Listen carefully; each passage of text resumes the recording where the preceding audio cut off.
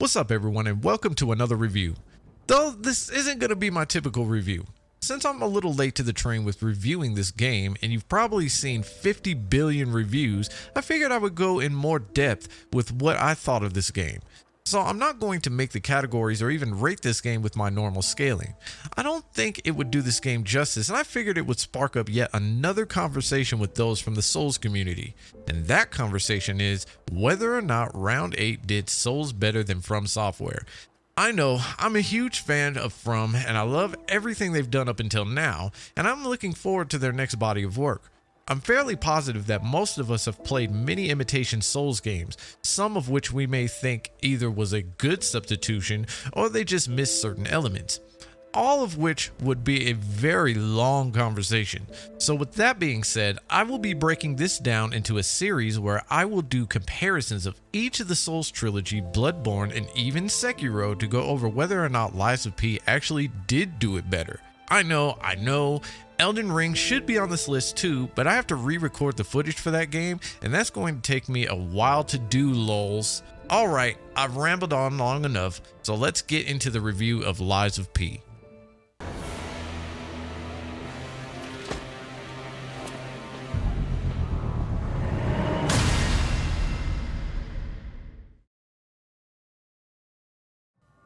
Welcome to the city of Krat. The city of the future, a once bustling and peaceful city filled with everything that you would expect from its society. That is, except puppets that were brought to life by Ergo that lived to serve humanity.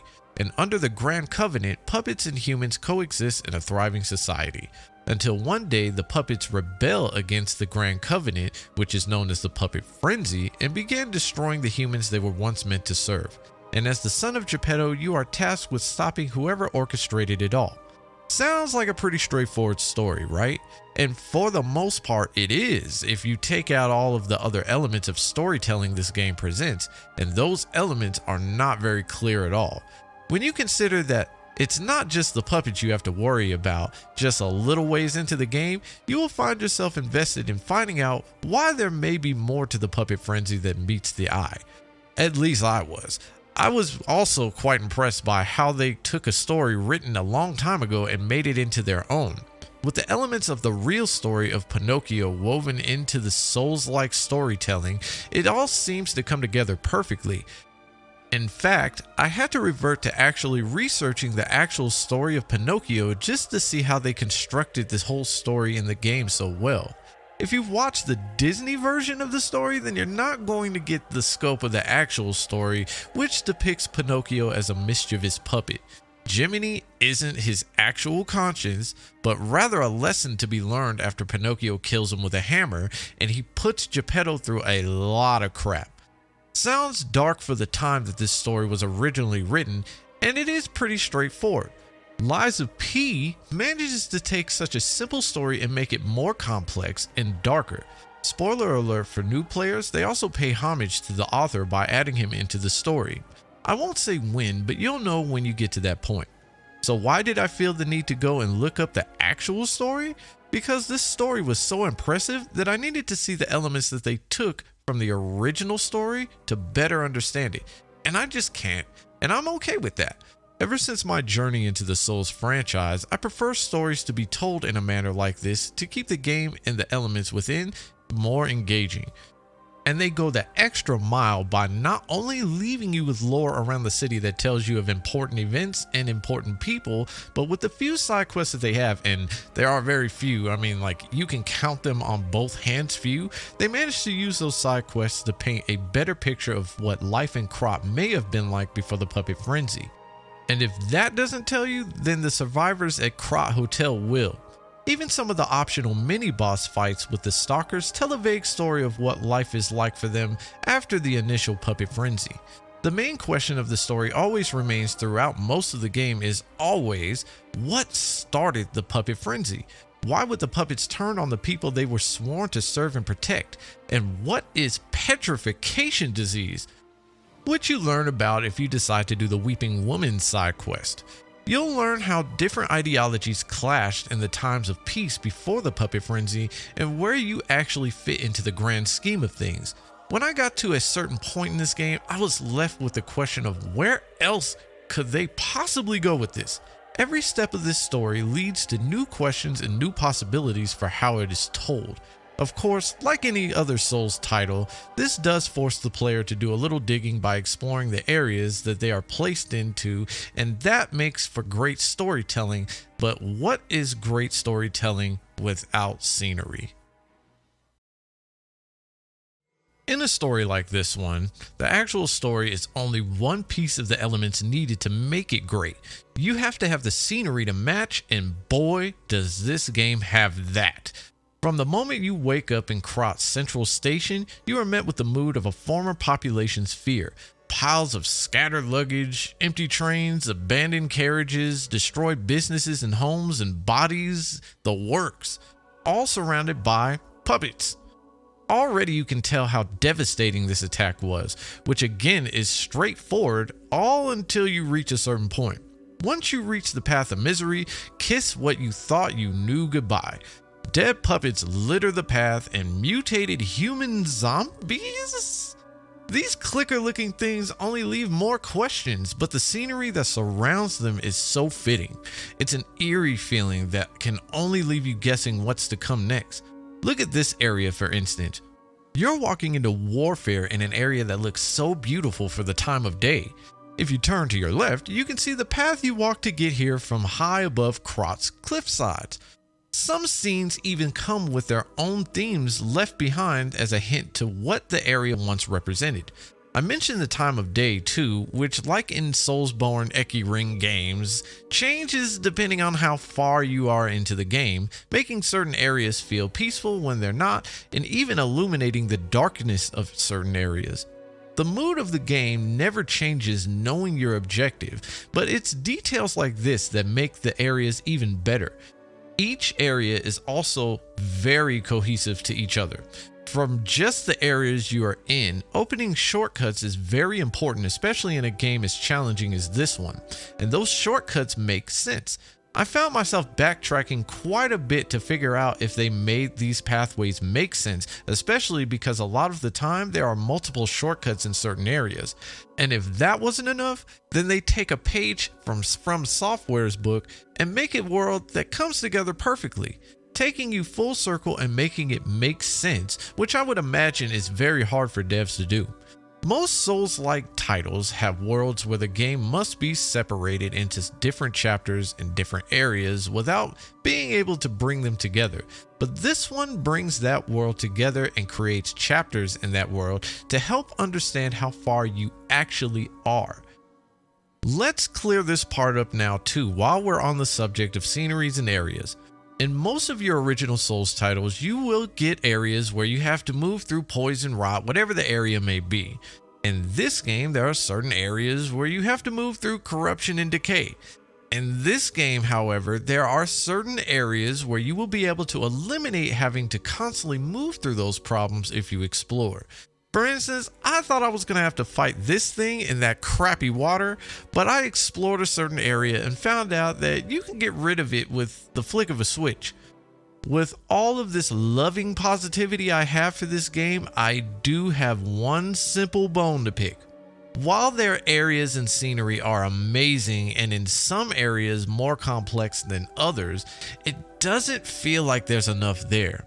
I mean, if you're not exploring each area, there are some areas you can just breeze by. Now that's not all bad, it's just a minor nitpick because there are areas that left me wanting more. With that being said, I can kind of understand why that is. Again, this game is challenging in many ways, like where you have to move to progress and the enemies in each area, which we're about to get into.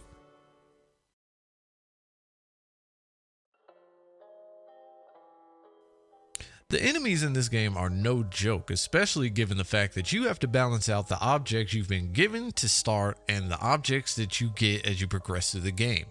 Let me start with this, and I realize that we may disagree on this, and I also understand that every one of us played this game differently. For those that beat it, and for those that have yet to play this game, you will find your playstyle as in any other Souls and Souls-like title. but this game is fair in every way. Let me list off the things you'll get a hold of and everything you have throughout the game.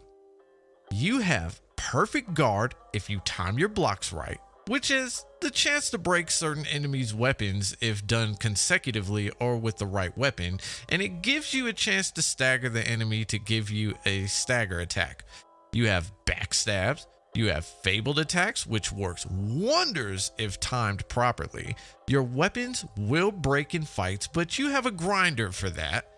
You have your Legion arm, which there are 7 that do different types of damage depending on which one you equip and upgrade. You have the ability to build new weapons from existing weapons that can help add damage depending on which blade you match with certain handles. You can also upgrade your weapons with different kinds of moonstones depending on the weapon. You can alter your handles between motivity technique or advance with the use of cranks to add more power, but this also depends on what you level up as well to help give you more power.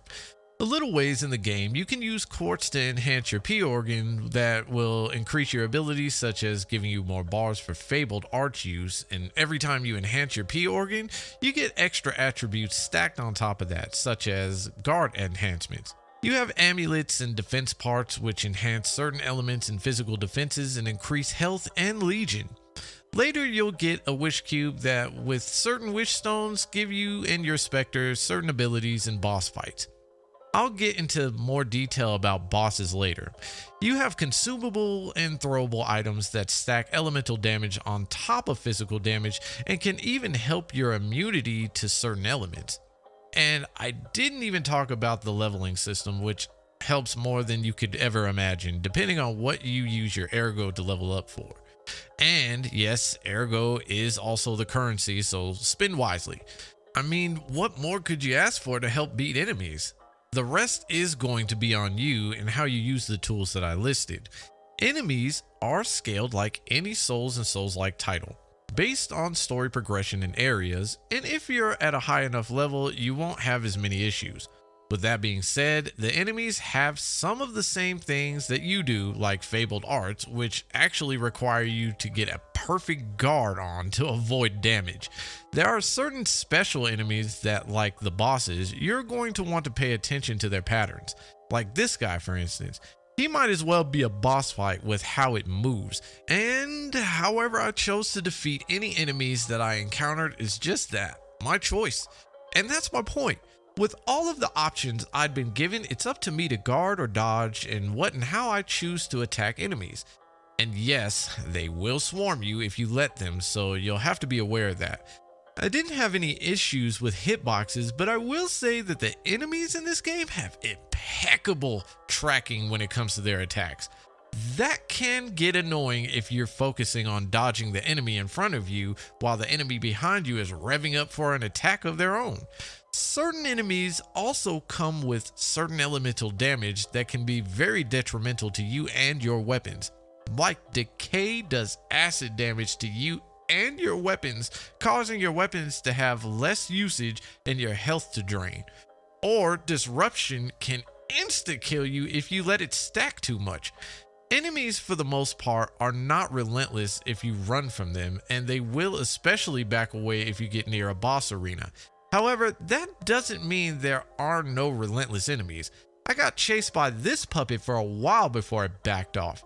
Honestly, while this game can be frustrating enemy-wise, the purpose of any title like this is to find a way to fight with the most efficacy as possible, and it's up to you on what way that is. I can't find myself finding any flaws in this matter with any of my fights, but that doesn't mean there aren't any, which leads me to the graphics.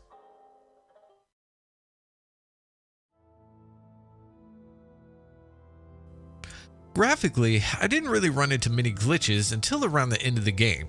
I found that for most of the game I was bound by the barriers the developers set. If I swung my sword near a wall, it was going to tap that and none of the enemies around me. If I roll off of the edge of anything, I'm done for.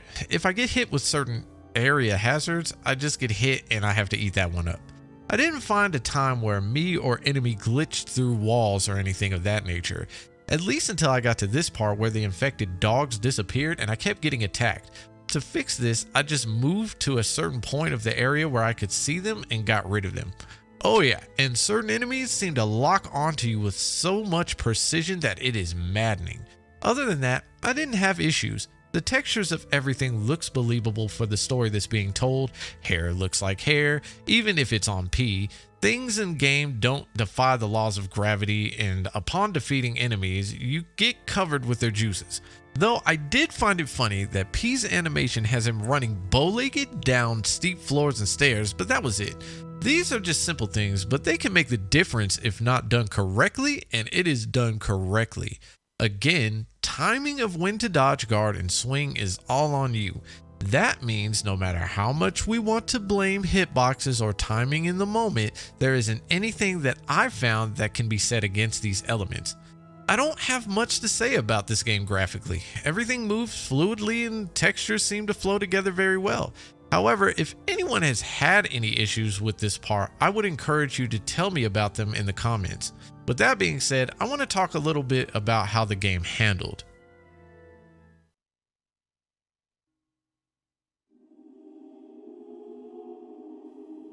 The controls are the same as a typical Souls game, right down to the fact that if you make the wrong move in an encounter, you're going to be locked in the animation, leaving you open to take damage. There were no latency issues that I noticed, so again, if I spammed something and I got payback for it, then it was completely my fault.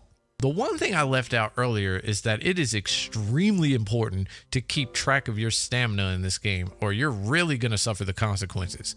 For the most part, the controls are convenient and mechanically everything works for how the controls are mapped out. There's just one little problem: how you switch your items. I'll dive more into this in a little bit because I want you to get the full gist of what I mean when I say this, because this can either be something that people who have been caught in the examples I'm going to give can relate to, or it may just be subjective to my playstyle. Other than that, everything is laid out conveniently to fit the player's needs. However, because there aren't any latency issues, you're going to want to learn Perfect Guard quickly. This is all about timing. Not to say that Souls and Souls-like games aren't about timing, but Perfect Guard can make the difference in how your encounters are going to go, especially with the enemies that can do fabled arts. This is a major part of what makes this game so cohesive. If the player isn't on their P's and Q's with the timing of the enemies and timing what buttons to hit and when to hit them, the punishment can serve as a roadblock to players' progression. This game was designed to be technical in every aspect, and that is personally my favorite part about this game. Well, that is right next to the boss fights. Before you step into a boss fight, you better make sure you have everything in order to fit your needs, because if not, be prepared to get tossed around the arena quite a few times. That means make sure the items you use are in the slots you see fit and where you can get to them in the most convenient manner. Boss fights are not very forgiving in any way when it comes to switching out anything. I found myself in certain fights scrambling to get to the necessary things I needed, and 9 times out of 10 I got destroyed. Again, timing. Some bosses are just non-stop with the attacks, and if you back up to distance yourself, just know that all of these bosses can close the gap in their own way easily. Now, that doesn't mean that everything that I said before about you having everything you need to even out a fight doesn't hold true. It's how you utilize what you have that makes the difference. Fun fact for new players: the more you perfect guard a boss, the faster you can stagger them. If you have the right weapon leveled up, you can even make fights go by super fast. Remember your Legion arm? Well, this can help you do elemental damage while preserving some of your stamina. And yes, the Legion arm does use some stamina, but not nearly as much as when you swing your weapon. Fabled arts is really important to use as well. Personally, I would use it a few seconds after you stagger attack them because you may not have much of an open window to charge it up depending on the fight. Elemental damage really stacks on the damage too, and if you summon your Spectre, which uses star fragments to help you, you can really end boss fights fast. This still all depends on you though, because for some reason the Spectre isn't smart enough to dodge, so there will be times when the boss will focus solely on it, and if you don't help with the damage pool, then your Spectre can die sooner than you want in the fight, leaving you all alone to deal with the problem at hand. So you'll want to keep that elemental damage thing in mind when summoning. The only thing about that is that depending on what you're using to do said damage, you're going to want to preserve what you have. For instance, weapon abrasives, throwable items, the wish cubes, which are used for you and your Spectre, and even your Legion arm all have their limits. So knowing what you're going to use and when you're going to use them is a must, because boss phases in this game are not always clear cut. Bosses in this game can be very similar to Souls, meaning that after you get their health low enough down to halfway, they'll change up the attack patterns. However, other boss phases are like Elden Ring in the sense that once you empty out said health bar, their next phase begins and you'll have to empty out their health bar again. Some even have 3 to 4 phases depending on who you're fighting. Here's a telltale sign of this though for the new players. If a boss seems too easy and you notice that there wasn't another phase in the fight, be ready for that special cutscene in your next 2 phases. Now, this doesn't happen until you reach a certain point in the game, and by this time, you'll probably be comfortable dealing with the normal 2-phase fights. After you encounter this though, the paranoia will set in because you'll never know who has how many phases. This is just a friendly piece of advice and take it for however you will, but don't get comfy ever. Other than that, I love the boss fights in this game. Round 8 developed this game so that the bosses actually feel what you feel. If your weapons can break, then so can certain bosses' weapons. And you'll even notice the difference. It'll feel like a breath of fresh air not getting pounded at a distance trying to find an opening.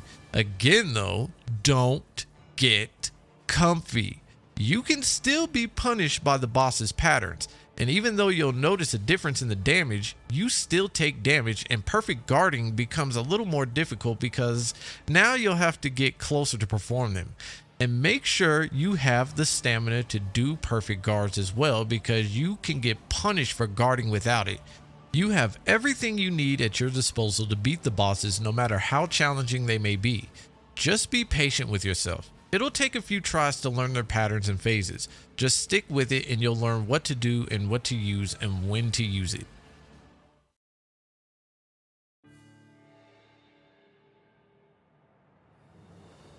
I know I haven't talked about character customization in this review, but that's because it doesn't play a part in your stats. I was trying to figure out where I would put this at earlier and decided that this would be a good point because there isn't much to cover here. This is yet another thing I have to nitpick. Where the areas don't seem to be big enough, there also aren't enough items to collect. You can collect records throughout the game by purchasing them through certain merchants or by means of certain side quests. New costumes are obtained by beating certain mini-bosses, searching areas, or by solving the King of Riddles or Kino's riddles over the phones to obtain Trinity Keys. Trinity Keys unlock special doors that you have to search the areas for to unlock and get special items. I should have put this in the scenery portion as well, but I figured since I put the collectibles here that this was the perfect time to talk about it. There are also recollections that are used in side quest missions and can be unlocked by beating certain bosses or turning in Krat supply boxes that you find throughout the game. I know this sounds like a lot, but the further you get into the game, you start to realize that it seems so limited. And with that being said, I will speculate that that might have been the point. To not bloat the game with too much content. However, in Souls games, a part of the fun is being able to collect weapons and outfits to customize to your heart's desire.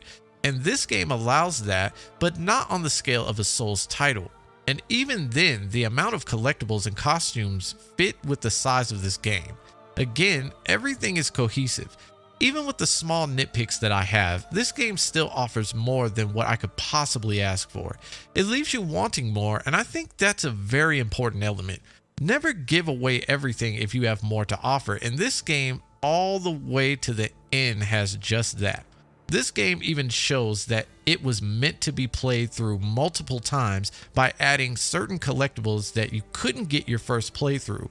Even the things that you couldn't find in the first playthrough may leave you intrigued on New Game Plus. By New Game Plus, while the challenges are noticeable, you should still feel good enough to know your playstyle, what to expect, and where you're going to explore. The sheer value that this game offers, even at its size, amazes me because they showed the meaning of quality over quantity. Round 8 showed that you don't need an extremely big game to create replayable value. They took what would seem like bare minimum and worked wonders, and I hope that this is one of the games that the industry can use as an example. I was hyped when this game was announced, and I'm glad that it lived up and it even exceeded my expectations. I'm not even going to make a suggestion for the game because, again, I'm late to the review party, but I will say this. I hope that new players will enjoy this game as much as I have on whatever platform you decide to play this game on. If there is anything that I missed, I would love for anyone who has played this game to leave a comment below, seeing as this will not be the last video I do on the Lies of P. That's it for this review though. You all be easy, and I'll see you next time.